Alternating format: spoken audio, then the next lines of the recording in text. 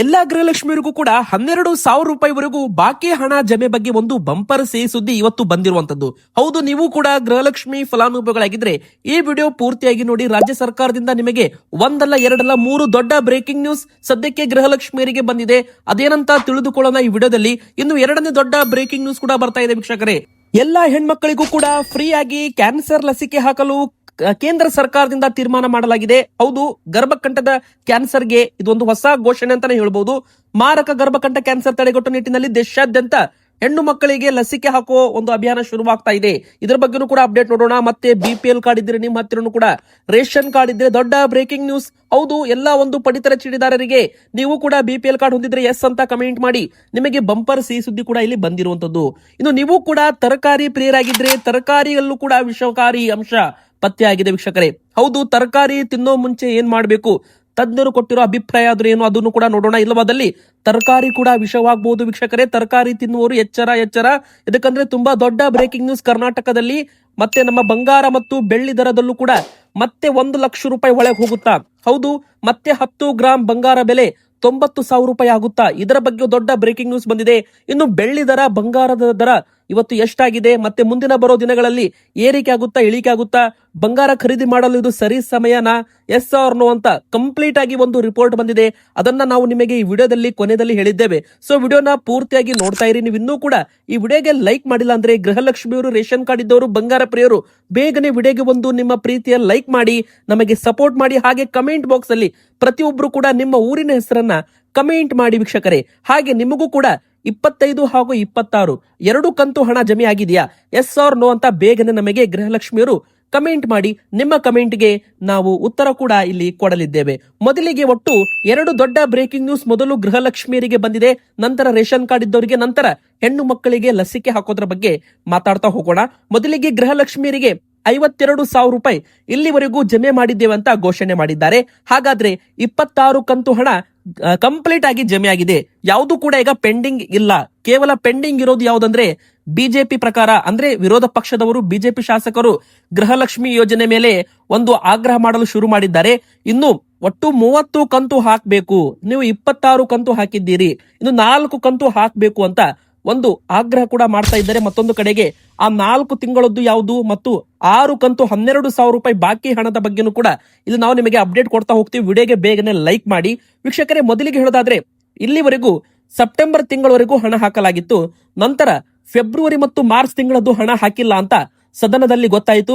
ನಂತರ ಫೆಬ್ರವರಿ ಮತ್ತು ಮಾರ್ಚ್ ತಿಂಗಳದ್ದು ಹಣವನ್ನು ಕೂಡ ಬಿಡುಗಡೆ ಮಾಡಲಾಯಿತು ವೀಕ್ಷಕರೇ. ಗೃಹಲಕ್ಷ್ಮಿಯರಿಗೆ ಒಟ್ಟಿಗೆ 4,000 ರೂಪಾಯಿ, 5,000 ಕೋಟಿ ರೂಪಾಯಿ ಹಣವನ್ನ ಬಿಡುಗಡೆ ಮಾಡಲಾಯಿತು. ನಂತರ ಆ ಹಣ ಈಗ ಫೆಬ್ರವರಿ ತಿಂಗಳಲ್ಲಿ ಪ್ರತಿಯೊಂದು ಗೃಹಲಕ್ಷ್ಮಿ ಅಕೌಂಟ್ಗೂ ಕೂಡ ಜಮೆ ಮಾಡಲಾಗಿದೆ. ಸೆಪ್ಟೆಂಬರ್ ತಿಂಗಳವರೆಗೂ ಹಾಕಿ ನಂತರ ಫೆಬ್ರವರಿ ಮತ್ತು ಮಾರ್ಚ್ ತಿಂಗಳದ್ದು ಹಾಕಿದ್ದಾರೆ. ಅಂದ್ರೆ ಅಕ್ಟೋಬರ್ ತಿಂಗಳದ್ದು ಮತ್ತು ನವೆಂಬರ್ ತಿಂಗಳದ್ದು ಮತ್ತು ಡಿಸೆಂಬರ್ ತಿಂಗಳದ್ದು, ಹೊಸ ವರ್ಷ 2026ರ ಜನವರಿ ತಿಂಗಳದ್ದು, ಒಟ್ಟು 4 ತಿಂಗಳದ್ದು ಇನ್ನು 8,000 ರೂಪಾಯಿ ಹಣ ಯಾವಾಗ ಹಾಕ್ತೀರಾ ಅಂತ ಈಗಾಗಲೇ ವಿರೋಧ ಪಕ್ಷದವರು ಪ್ರಶ್ನೆ ಮಾಡ್ತಾ ಇದ್ದಾರೆ ವೀಕ್ಷಕರೇ. ಒಂದು ಕಡೆಗೆ ಎಲ್ಲಾ ಕಂತು ಕ್ಲಿಯರ್ ಮಾಡ್ತೀವಿ ಅಂತ ಸಚಿವೆ ಲಕ್ಷ್ಮೀ ಹೆಬ್ಬಾಳ್ಕರ್ ಮೇಡಮ್ ಅವರು ಭರವಸೆಯನ್ನ ಕೊಟ್ಟಿರುವಂತದ್ದು. ಹೀಗಾಗಿ ನಿಮ್ಮ ಅಕೌಂಟ್ಗೂ ಕೂಡ 26 ಕಂತು ಜಮೆ ಆಗಿದ್ರೆ, 52,000 ರೂಪಾಯಿ ಒಟ್ಟು ಜಮೆ ಆಗಿದ್ರೆ ನಿಮಗೆ ಒಂದು ಬಂಪರ್ ಸಿಹಿ ಸುದ್ದಿ. ಇನ್ನು ಕೆಲವೇ ದಿನಗಳಲ್ಲಿ ಮತ್ತೆ ಎಲ್ಲಾ ಕಂತು ಕೂಡ ಬಿಡುಗಡೆ ಆಗುತ್ತೆ ಅಂತ ಹೇಳಲಾಗ್ತಾ ಇದೆ. ಈಗಾಗಲೇ ಎಲ್ಲಾ ಒಂದು ಜಿಲ್ಲೆಗಳಲ್ಲೂ, ಅಂದ್ರೆ ಬೆಂಗಳೂರು ಆಗಿರ್ಬೋದು, ಮೈಸೂರು ಆಗಿರ್ಬೋದು, ಬೆಳಗಾವಿ ಆಗಿರ್ಬೋದು, ಉಡುಪಿ, ಉತ್ತರ ಕನ್ನಡ, ದಕ್ಷಿಣ ಕನ್ನಡ ಹಾಗೂ ರಾಯಚೂರು, ಯಾದಗಿರಿ, ಬೀದರ್, ಕಲಬುರಗಿ, ಮತ್ತೆ ಚಾಮರಾಜನಗರ, ಹುಬ್ಬಳ್ಳಿ, ಧಾರವಾಡ, ಗದಗ, ಬಾಗಲಕೋಟೆ, ಕೊಪ್ಪಳ, ಹಾವೇರಿ, ಹಾಸನ, ಕೊಡಗು, ಮೈಸೂರು, ರಾಮನಗರ, ಬೆಂಗಳೂರು, ತುಮಕೂರು ಎಲ್ಲಾ ಭಾಗದಲ್ಲೂ ಕೂಡ ಗೃಹಲಕ್ಷ್ಮಿಯರಿಗೆ ಹಣವನ್ನ ಹಾಕಲಾಗಿದೆ. ಎಲ್ಲಾ ಕಂತು ಕೂಡ ಕ್ಲಿಯರ್ ಆಗಿದೆ. ಈಗ ಬಾಕಿ ಉಳಿದಿರೋದು ಎಲ್ಲವನ್ನು ಕೂಡ ಜಮೆ ಮಾಡಲಾಗುತ್ತೆ ಅಂತ ಹೇಳಲಾಗ್ತಾ ಇದೆ. ಮತ್ತೆ ವೀಕ್ಷಕರೇ, ಒಂದು ಹೊಸ ಅಪ್ಡೇಟ್ ಏನಪ್ಪಾ ಅಂದ್ರೆ, ಮರಣ ಹೊಂದಿದ ಫಲಾನುಭವಿಗಳ ಮನೆಯವರು ಗೃಹಲಕ್ಷ್ಮಿ ಯೋಜನೆಗೆ ಹೊಸದಾಗಿ ಅರ್ಜಿ ಹಾಕಿ ಆ ಒಂದು ಹಣವನ್ನ ಪಡ್ಕೋಬಹುದು. ಅಂದ್ರೆ ನಮ್ಮ ರಾಜ್ಯದಲ್ಲಿ ಸುಮಾರು 2.5 ಲಕ್ಷಕ್ಕೂ ಅಧಿಕ ಮಹಿಳೆಯರು ಗೃಹಲಕ್ಷ್ಮಿಯರು ಯೋಜನೆಗೆ ಜಾಯಿನ್ ಆದ ಬಳಿಕ ಮರಣ ಹೊಂದಿದ್ದರು, ಗೃಹಲಕ್ಷ್ಮಿ ಯೋಜನೆ ಹಣ ಪಡೆದಿದ್ದಾರೆ ಅಂತ ವರದಿಯಾದ ಬೆನ್ನಲ್ಲೇ ಇದೀಗ ಮರಣ ಹೊಂದಿದ ಫಲಾನುಭವಿಗಳ ನೆಕ್ಸ್ಟ್ ಮನೆ ಯಜಮಾನಿಯರು ಆ ಒಂದು ಗೃಹಲಕ್ಷ್ಮಿ ಯೋಜನೆ ಹಣ ಪಡೆದುಕೊಳ್ಳಲು ಹೊಸದಾಗಿ ಅರ್ಜಿಯನ್ನ ಹಾಕಬಹುದು ಅಂತ ಶಿವಮೊಗ್ಗ ತಾಲೂಕು ಗ್ಯಾರಂಟಿ ಯೋಜನೆಗಳ ಸಮಿತಿ ಅಧ್ಯಕ್ಷರು ಈ ಒಂದು ಮಾಹಿತಿಯನ್ನ ಕೊಟ್ಟಿದ್ದಾರೆ. ಹಾಗಾದ್ರೆ ಮರಣ ಹೊಂದಿದ ಫಲಾನುಭವಿಗಳ ಹೆಸರಿಗೆ ಹಣ ವರ್ಗಾವಣೆ ಆಗೋದನ್ನ ತಡೆದು ಮನೆಯ ಮುಂದಿನ ಯಜಮಾನಿಯರು ಯಾರು ಇರ್ತಾರ ನೋಡಿ, ಅವರು ಈ ಬಗ್ಗೆ ಮಾಹಿತಿ ಕೊಟ್ಟು ಹೊಸದಾಗಿ ಆ ಒಂದು ಗೃಹಲಕ್ಷ್ಮಿ ಯೋಜನೆಗೆ ಅರ್ಜಿಯನ್ನ ಹಾಕಬೇಕು. ಮರಣ ಹೊಂದಿದ ವ್ಯಕ್ತಿಯ ಜೀವಂತ ಪ್ರಮಾಣ ಪತ್ರದ ಬಗ್ಗೆ ಸದ್ಯಕ್ಕೆ ಆತಂಕ ಬೇಡ, ಸರ್ಕಾರ ಮುಂದಿನ ಆದೇಶದಂತೆ ಕ್ರಮ ತೆಗೆದುಕೊಳ್ಳುತ್ತೆ ಅಂತ ಹೇಳಲಾಗಿದೆ. ಇನ್ನು 42 ಫಲಾನುಭವಿಗಳು NPCI ಬಾಕಿ ಇದೆ. ಇನ್ನು 2044 ಫಲಾನುಭವಿಗಳು IT GST ವ್ಯಾಪ್ತಿಯಲ್ಲಿ ಪರಿಗಣಿಸಲಾಗಿದ್ದು ಅವರಿಗೆ ಹಣ ಕೊಡೋದು ಬಂದ್ ಮಾಡಲಾಗ್ತಾ ಇದೆ. ಬನ್ನಿ ವೀಕ್ಷಕರೀಗ ಮತ್ತೊಂದು ದೊಡ್ಡ ಬ್ರೇಕಿಂಗ್ ನ್ಯೂಸ್ ಏನಂತ ನೋಡೋಣ. ಹೌದು, ನಿಮಗೆಲ್ಲ ಗೊತ್ತಿರೋ ಹಾಗೆ ಈಗಾಗಲೇ ಎಲ್ಲಾ ಹೆಣ್ಮಕ್ಳಿಗೂ ಕೂಡ ಫ್ರೀ ಆಗಿ ಕ್ಯಾನ್ಸರ್ ಲಸಿಕೆ ಹಾಕಲು ಮುಂದಾಗ್ತಿದೆ ಕೇಂದ್ರ ಸರ್ಕಾರ. ಕೇಂದ್ರ ಸರ್ಕಾರದ ಮಹತ್ವದ ನಿರ್ಧಾರ ಅಂತಾನೆ ಹೇಳ್ಬಹುದು. ಗರ್ಭಕಂಠದ ಕ್ಯಾನ್ಸರ್ ಇದನ್ನ ತಡೆಯಲು ಉಚಿತವಾಗಿ ಲಸಿಕೆ ಕೊಡಲು ಕೇಂದ್ರ ಸರ್ಕಾರ ಮುಂದಾಗಿದೆ. 14 ವರ್ಷದ ಮೇಲಿನ ಹೆಣ್ಮಕ್ಳಿಗೆ 4,000 ರೂಪಾಯಿ ಲಸಿಕೆ ಇದು ಆಕ್ಚುಲಿ. ಆದ್ರೆ ಒಂದು ಡೋಸ್ ಉಚಿತವಾಗಿ ಕೇಂದ್ರ ಸರ್ಕಾರ ಕೊಡಲು ತೀರ್ಮಾನ ಮಾಡಿದೆ. ಸರ್ಕಾರಿ ಆರೋಗ್ಯ ಕೇಂದ್ರಗಳಲ್ಲಿ ಲಭ್ಯವಾಗುತ್ತೆ. ಯಾವ ತರ ಕೊರೋನಾ ಸಮಯದಲ್ಲಿ ಎಲ್ಲರೂ ಕೂಡ ಲಸಿಕೆ ಹಾಕಿಸಿಕೊಂಡಿದ್ರು ನೋಡಿ. ಆದ್ರೆ ಈ ಬಾರಿ 14 ವರ್ಷ ಮೇಲ್ಪಟ್ಟ ಹೆಣ್ಣು ಮಕ್ಕಳಿಗೆ ಮಾತ್ರ ಈ ಒಂದು ಲಸಿಕೆಯನ್ನ ಹಾಕಲಾಗ್ತಾ ಇದೆ. ಹೆಣ್ಣು ಮಕ್ಕಳಿಗೆ ಕೇಂದ್ರದ ಕೊಡುಗೆ ಕೋವಿಡ್ ಬಳಿಕ ಮತ್ತೊಂದು ಲಸಿಕೆ. ವೀಕ್ಷಕರೇ, ಮೊದಲಿಗೆ ಸ್ತ್ರೀಯರಲ್ಲಿ ಕಾಣಿಸಿಕೊಳ್ಳೋ ಈ ಒಂದು ಗರ್ಭಕಂಠ ಕ್ಯಾನ್ಸರ್ ತಡೆಗೆ ಮಹತ್ವದ ಹೆಜ್ಜೆ ಇಡಲಾಗಿದೆ ಕೇಂದ್ರ ಸರ್ಕಾರದಿಂದ, ಮೋದಿ ಸರ್ಕಾರದಿಂದ. ಸ್ವಸ್ಥ ನಾರಿ ಅಂತ ಯೋಜನೆಯ ಭಾಗವಾಗಿ 14 ವರ್ಷದ ಮೇಲ್ಪಟ್ಟ ಎಲ್ಲಾ ಹೆಣ್ಮಕ್ಕಳಿಗೂ ಕೂಡ ಇದನ್ನ ಫ್ರೀ ಆಗಿ. ಹಾಗಾದ್ರೆ ಇದು ಲಸಿಕೆ ಯಾವುದು? ಈ ಲಸಿಕೆ ಹೆಸರು ಬಂದು HPV, ಹ್ಯೂಮನ್ ಪ್ಯಾಪಿಲೋಮಾ ವೈರಸ್. ವೀಕ್ಷಕರೇ, ಈ ಒಂದು ಲಸಿಕೆ ಕೊಡೋ ಅಭಿಯಾನ ಅತಿ ಶೀಘ್ರದಲ್ಲಿ ಪ್ರಾರಂಭ ಮಾಡಲಾಗ್ತಾ ಇದೆ. ಇದು ಜಾರಿಯಾದಲ್ಲಿ ಈ ಒಂದು HPV ಲಸಿಕೆ ರಾಷ್ಟ್ರೀಯ ರೋಗ ನಿರೋಧಕ ಪಟ್ಟಿಗೆ ಸೇರಿಸಲಾಗುತ್ತೆ ಅಂತ ಹೇಳಲಾಗಿದೆ. ಹೀಗಾಗಿ ನಿಮ್ಮ ಮನೆಯಲ್ಲೂ ಕೂಡ 14 ವರ್ಷ ಮೇಲ್ಪಟ್ಟ ಹೆಣ್ಮಕ್ಳಿದ್ರೆ ಮುಂದಿನ ಬರೋ ದಿನಗಳಲ್ಲಿ ಅವರಿಗೆ ಈ ಒಂದು HPV ಲಸಿಕೆ ಹಾಕಿಸಿಕೊಳ್ಬೇಕಾಗಿ ಬರಬಹುದು. ಬನ್ನಿ ಈಗ ಮತ್ತೊಂದು ದೊಡ್ಡ ಬ್ರೇಕಿಂಗ್ ನ್ಯೂಸ್ ಏನಂತ ನೋಡ್ತಾ ಹೋಗೋಣ. ವೀಕ್ಷಕರೇ, BPL ಕಾರ್ಡ್ ಇದ್ದವರಿಗೆ, ರೇಷನ್ ಕಾರ್ಡ್ ಇದ್ದವರಿಗೆ ಇದು ಇಂಪಾರ್ಟೆಂಟ್ ಅಪ್ಡೇಟ್. ಹೊಸದಾಗಿ ನೀವು ಕೂಡ ಏನಾದ್ರು BPL ಕಾರ್ಡ್ಗೆ ಏನಾದ್ರು ಈಗಾಗಲೇ ಅರ್ಜಿ ಹಾಕಿ ಕಾಯ್ದುಕೊಳ್ತಾ ಇದ್ರೆ ಮಾರ್ಚ್ ತಿಂಗಳಲ್ಲಿ 2 ಲಕ್ಷಕ್ಕೂ ಹೆಚ್ಚು BPL ಕಾರ್ಡುಗಳನ್ನ, ಹೊಸದಾಗಿ BPL ಕಾರ್ಡುಗಳನ್ನ ಅರ್ಜಿ ವಿಲೇವಾರಿ ಮಾಡಿ ಅದನ್ನ ವಿತರಣೆ ಮಾಡಲಾಗುತ್ತೆ ವೀಕ್ಷಕರೇ. ಮತ್ತೆ ತುಂಬಾ ಜನರು ಈಗಾಗಲೇ ಅನ್ನಭಾಗ್ಯ ಅಕ್ಕಿ ಜೊತೆಗೆ ಅಡುಗೆ ಎಣ್ಣೆ, ಇಂದಿರಾ ಕಿಟ್ಟು ಕೊಡ್ತೀವಿ ಅಂತ ಘೋಷಣೆ ಮಾಡಿದ್ರು, ಇನ್ನೂ ಕೊಟ್ಟಿಲ್ಲ ಅಂತ ಕಾದುಕೊಳ್ಳಿದ್ದಾರೆ. ಅವರಿಗೆ ಇದೇ ಒಂದು ಮಾರ್ಚ್ ತಿಂಗಳಲ್ಲಿ ಈ ಒಂದು ಇಂದಿರಾ ಕಿಟ್ಟು ಕೈಗೆ ಸೇರುತ್ತೆ. ಒಟ್ಟು ಕರ್ನಾಟಕದಲ್ಲಿ 1,27,00,000ಕ್ಕೂ ಅಧಿಕ ಫಲಾನುಭವಿಗಳು ಇದ್ದಾರೆ. 1,50,00,000 ಇರಬಹುದು ಅಂತ ಹೇಳಲಾಗ್ತಾ ಇದೆ. ಇಲ್ಲಿ ಎಲ್ಲರಿಗೂ ಕೂಡ ಇಂದಿರಾ ಕಿಟ್ ವಿತರಣೆ ಮಾಡಬೇಕು ಅಂದ್ರೆ ಒಂದೇ ಸಮಯದಲ್ಲಿ ಆಗೋ ಕೆಲಸ ಅಲ್ಲ. ಯಾಕಂದ್ರೆ ಕೋಟ್ಯಾಂತರ ಫಲಾನುಭವಿಗಳು ಇರೋದ್ರಿಂದ ವೀಕ್ಷಕರೇ, ಎಲ್ಲಾ ಒಂದು BPL ಕಾರ್ಡ್ಗಳಿಗೂ ಕೂಡ ಇಲ್ಲಿ ಇಂದಿರಾ ಕಿಟ್, ಒಂದು ಕುಟುಂಬಕ್ಕೆ ಒಂದು ಇಂದಿರಾ ಕಿಟ್ ಅನ್ನ ವಿತರಣೆ ಮಾಡಲಾಗ್ತಾ ಇದೆ. ಹೀಗಾಗಿ ಟೆಂಡರ್ ಪ್ರಕ್ರಿಯೆ ಕೂಡ ಪ್ರಾರಂಭವಾಗಿದೆ. ಇನ್ನು ವಿತರಣೆ ಪ್ರಾರಂಭವಾಗಿಲ್ಲ. ರಾಜ್ಯ ಸರ್ಕಾರದಿಂದ ಒಂದು ಪ್ರೋಗ್ರಾಮ್ ನ ಲಾಂಚ್ ಮಾಡೋದ್ರ ಮೂಲಕ ಇದನ್ನ ಮುಖ್ಯಮಂತ್ರಿ ಸಿದ್ದರಾಮಯ್ಯನವರು ಇಂದಿರಾ ಆಹಾರ ಕಿಟ್ ಅನ್ನ ವಿತರಣೆ ಮಾಡೋದ್ರ ಮೂಲಕ ಇದಕ್ಕೆ ಚಾಲನೆ ಕೊಡ್ತಾರೆ.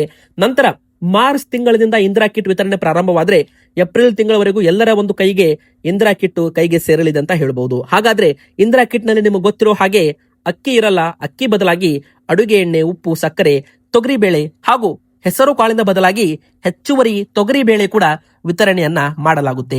ನಿಮ್ಮ ಕುಟುಂಬದಲ್ಲಿ ಒಬ್ಬರು ಇಬ್ಬರು ಇದ್ದರೆ ಅಂತಹ ಕುಟುಂಬಕ್ಕೆ ತಲಾ ಅರ್ಧ ಕೆಜಿ ಅಂತೆ 2.5 ಕೆಜಿಯ ಕಿಟ್ ಅನ್ನ ಕೊಡಲಾಗುತ್ತೆ. ಮತ್ತೆ ವೀಕ್ಷಕರೇ, ನಿಮ್ಮ ಕುಟುಂಬದಲ್ಲಿ 3-4 ಜನರು ಇದ್ದರೆ ಅಂತಹ ಕುಟುಂಬಕ್ಕೆ ತಲಾ ಒಬ್ಬರಿಗೆ 1 ಕೆಜಿ ಅಂತೆ ಒಟ್ಟು 5 ಕೆಜಿಯ ಇಂದಿರಾ ಕಿಟ್ ಅನ್ನ ಕೊಡಲಾಗುತ್ತೆ. ವೀಕ್ಷಕರೇ, ನಿಮ್ಮ ಕುಟುಂಬದಲ್ಲಿ 5 ಜನ, 6 ಜನ, 8, 10, 12 ಜನ ಇದ್ರೂ ಕೂಡ ಮ್ಯಾಕ್ಸಿಮಮ್ ನಿಮಗೆ 7.5 ಕೆಜಿ, ಹಾಗಾದ್ರೆ 1.5 ಕೆಜಿ ತಲಾ 5ರಂತೆ ಒಟ್ಟು 7.5 ಕೆಜಿ ಕಿಟ್ ಅನ್ನ ಕೊಡಲಾಗುತ್ತೆ ಅಂತ ಘೋಷಣೆ ಮಾಡಲಾಗಿದೆ. ನಿಮ್ಮ ಹತ್ರ ಯಾವ ಕಾರ್ಡ್ ಇದೆ, BPL or APL, ಬೇಗನೆ ಕಮೆಂಟ್ ಮಾಡಿ. ಮುಂದಿನ ಬರೋ ತಿಂಗಳಿನಿಂದ ಅಡುಗೆ ಎಣ್ಣೆ, ಉಪ್ಪು, ಸಕ್ಕರೆ, ತೊಗರಿಬೇಳೆ ವಿತರಣೆ ಪ್ರಾರಂಭವಾಗಬಹುದು. ಇನ್ನು ವೀಕ್ಷಕರೇ, ನಿಮಗೆಲ್ಲ ಗೊತ್ತಿರೋ ಹಾಗೆ ಬಂಗಾರ ಮತ್ತು ಬೆಳ್ಳಿ ದರ ಭಾರಿ ಒಂದು ಏರಿಕೆ ಆಗಿದೆ. ಕಳೆದ ಕೆಲವು ವರ್ಷಗಳಲ್ಲಿ ಯಾವಾಗ ರಷ್ಯಾ ಮತ್ತು ಉಕ್ರೇನ್ ನಡುವೆ ಯುದ್ಧ ಪ್ರಾರಂಭವಾಯ್ತು ನೋಡಿ, ಅವಾಗಲಿಂದಲೂ ಕೂಡ ಬಂಗಾರ ಮತ್ತು ಬೆಳ್ಳಿ ದರ ಭಾರಿ ಒಂದು ಏರಿಕೆ ಆಗಿತ್ತು. ವೀಕ್ಷಕರೇ, ಈಗ ರಷ್ಯಾದವರು ಮತ್ತೆ ಡಾಲರ್ಸ್ ಅಲ್ಲಿ ಟ್ರೇಡ್ ಮಾಡಬಹುದು ಅಂತ ಹೇಳಲಾಗ್ತಾ ಇದೆ.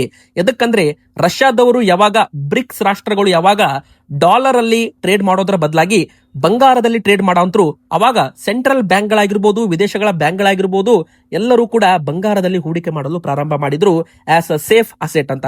ಆದ್ರೆ ಈಗ ರಷ್ಯಾದವರು ಮತ್ತೆ ಉಲ್ಟಾ ಹೊಡೆದು ಡಾಲರ್ಸ್ ಅಲ್ಲಿ ಟ್ರೇಡ್ ಮಾಡ್ತೀವಿ ಅಂತ ಒಂದು ಹೇಳಿಕೆಯನ್ನ ಕೊಟ್ಟಿರೋದ್ರ ಬೆನ್ನಲ್ಲೇ ಮತ್ತೆ ರಷ್ಯಾದ ಬಂಗಾರ ಎಕ್ಸ್ಪೋರ್ಟ್ ಆಗುತ್ತೆ ಅಂತ ಹೇಳಲಾಗ್ತಾ ಇದೆ. ಬೇರೆ ದೇಶಗಳಿಗೆ ಮತ್ತೆ ರಷ್ಯಾದವರು ತಮ್ಮ ಒಂದು ಬಂಗಾರವನ್ನು ಎಕ್ಸ್ಪೋರ್ಟ್ ಮಾಡಬಹುದು. ಇದರಿಂದ ಬಂಗಾರದ ಒಂದು ಸಪ್ಲೈ ಜಾಸ್ತಿ ಆಗುತ್ತೆ, ಡಿಮ್ಯಾಂಡ್ ಕಡಿಮೆ ಆಗುತ್ತೆ, ಡಾಲರ್ ಸ್ಟ್ರಾಂಗ್ ಆಗುತ್ತೆ, ಬಂಗಾರದ ಬೆಲೆ ಇಳಿಕೆ ಆಗುತ್ತೆ ಅಂತ ಹೇಳಲಾಗ್ತಾ ಇದೆ.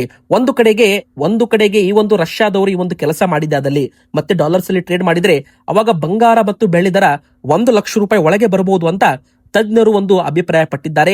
ಮುಂದಿನ 1 ವಾರ 2 ವಾರ ಆದ್ರೂ ಕೂಡ ಇದು ಮುಂದಿನ ಬರೋ ದಿನಗಳಲ್ಲಿ ವಾಲಟಿಲಿಟಿ ಕಾಣ್ತಾ ಇದೆ, ಏರಿಕೆನೂ ಆಗ್ತಾ ಇದೆ, ಇಳಿಕೆನೂ ಆಗ್ತಾ ಇದೆ. ಮತ್ತೊಂದು ಕಡೆಗೆ ರಷ್ಯಾ ಮತ್ತು ಉಕ್ರೇನ್ ನಡುವೆ ಯುದ್ಧ ಭೀತಿ ಇನ್ನೂ ಕೂಡ ಪ್ರಾರಂಭವಿದೆ. ಮತ್ತೆ ಅಮೆರಿಕ ಮತ್ತು ಇರಾನ್ ನಡುವೆ ಕೂಡ ಯುದ್ಧ ಭೀತಿ ಪ್ರಾರಂಭವಾಗಿದೆ ವೀಕ್ಷಕರೇ. ಸೊ ಮತ್ತೆ ಬಂಗಾರ ಬೆಲೆ ಏರುಮುಖದಲ್ಲಿ ಕಾಣ್ತಾ ಇದೆ. ಮತ್ತೆ ನೀವು ಸ್ಕ್ರೀನ್ ಮೇಲೆ ಇವತ್ತಿನ ಪ್ರಮುಖ ದರ ಕೂಡ ನೋಡ್ತಾ ಇರಬಹುದು. ಈಗಾಗಲೇ 10 ಗ್ರಾಮ್ಗೆ 1,61,890 ರೂಪಾಯಿ ಇದೆ 24 ಕ್ಯಾರೆಟ್ ಅಪರಂಜಿ ಚಿನ್ನ. ಇನ್ನು ಬೆಳ್ಳಿ ಕೂಡ 1 ಕೆಜಿಗೆ 2,85,000 ರೂಪಾಯಿ ಅಂತಾನು ಕೂಡ ಹೇಳಲಾಗ್ತಾ ಇದೆ. ಬನ್ನಿ ಈಗ ಮತ್ತೊಂದು ದೊಡ್ಡ ಬ್ರೇಕಿಂಗ್ ನ್ಯೂಸ್ ಏನಂತ ನೋಡೋಣ. ನೀವು ತಿನ್ನುವ ಒಂದು ತರಕಾರಿಯಲ್ಲಿ ವಿಷಕಾರಿ ಅಂಶ ಇರಬಹುದು, ಹೀಗಾಗಿ ಬಿಸಿ ನೀರಲ್ಲಿ ಅದನ್ನ ತೊಳೆದು ಸೇವಿಸಿ ಅಂತ ಅಭಿಪ್ರಾಯವನ್ನ ಪಡಲಾಗಿದೆ ತಜ್ಞರಿಂದ. ವೀಕ್ಷಕರೇ, ಬಿಸಿ ನೀರಲ್ಲಿ ತೊಳೆದ ಬಳಿಕವೇ ಆ ತರಕಾರಿಗಳನ್ನ ಸೇವಿಸಬೇಕು. ಎದಕ್ಕಂದ್ರೆ ತರಕಾರಿಯಲ್ಲಿ ಸೀಸ ಮತ್ತು ಕ್ರಿಮಿನಾಶಗಳು ಪತ್ತೆಯಾಗಿವೆ. ಸೇವಿಸುವ ಮುನ್ನ ಜನರು ಎಚ್ಚರದಿಂದಿರಬೇಕು. ಮತ್ತೊಂದು ಕಡೆಗೆ ಹೇಳೋದಾದ್ರೆ, ಬೆಂಗಳೂರು ಸುತ್ತಮುತ್ತಲಿನ ಪ್ರದೇಶಗಳಲ್ಲಿ ಈಗಾಗಲೇ ತರಕಾರಿ ಸೊಪ್ಪುಗಳಲ್ಲಿ ಸೀಸದ ಅಂಶಗಳು ಸೇರಿದಂತೆ ಭಾರಿ ಲೋಹದ ಅಂಶಗಳು ಕೂಡ ಪತ್ತೆಯಾಗಿದ್ದು, ಇದು ತುಂಬಾನೇ ಒಂದು ಗಾಬರಿ ಆಗೋ ಮಾಹಿತಿ ಅಂತಾನು ಕೂಡ ಇಲ್ಲಿ ಹೇಳಲಾಗ್ತಾ ಇದೆ. ಹೀಗಾಗಿ ಇದನ್ನ ನೀವು ಸೇವಿಸುವಾಗ ಬಿಸಿ ನೀರಲ್ಲಿ ತೊಳೆದು ಬಳಿಕ ಸೇವನೆ ಮಾಡೋದು ಸೂಕ್ತ ಅಂತ ಆಹಾರ ತಜ್ಞರು ಒಂದು ತಮ್ಮ ಹೇಳಿಕೆಯನ್ನ ಕೊಟ್ಟಿದ್ದಾರೆ. ಕ್ರಿಮಿನಾಶ ತಡಿಬೇಕಂದ್ರೆ ಬಿಸಿ ನೀರು ಬಳಸಬೇಕು. ಬಿಸಿ ನೀರು ಹಾಕೋದ್ರಿಂದ ಏನಾಗುತ್ತೆ, ತೊಳೆಯೋದ್ರಿಂದ ಏನಾಗುತ್ತೆ, ಕ್ರಿಮಿನಾಶಕ ಸೀಸ ಎಂಬ ಅಂಶ ಕರಿಗೂ ಹೋಗುತ್ತೆ. ಅದನ್ನ ತೊಳೆದ್ಬಿಟ್ಟು ನೀವು ಅದನ್ನ ಸೇವನೆ ಮಾಡಬೇಕು ಅಂತ ಹೇಳಲಾಗಿದೆ ವೀಕ್ಷಕರೇ. ಹೀಗಾಗಿ ಇದೊಂದು ಇಂಪಾರ್ಟೆಂಟ್ ಅಪ್ಡೇಟ್ ಆಗಿತ್ತು. ವಿಡಿಯೋಗೆ ಲೈಕ್ ಮಾಡಿ, ನಿಮ್ಮ ಮನಸ್ಸಿಗೆ ಏನಿದ್ರು ಕಮೆಂಟ್ ಮಾಡಿ. ಚಾನಲ್ಗೆ ನೀವು ಸಬ್ಸ್ಕ್ರೈಬ್ ಆಗಿಲ್ಲ ಅಂದ್ರೆ ಬೇಗನೆ ಸಬ್ಸ್ಕ್ರೈಬ್ ಆಗಿ.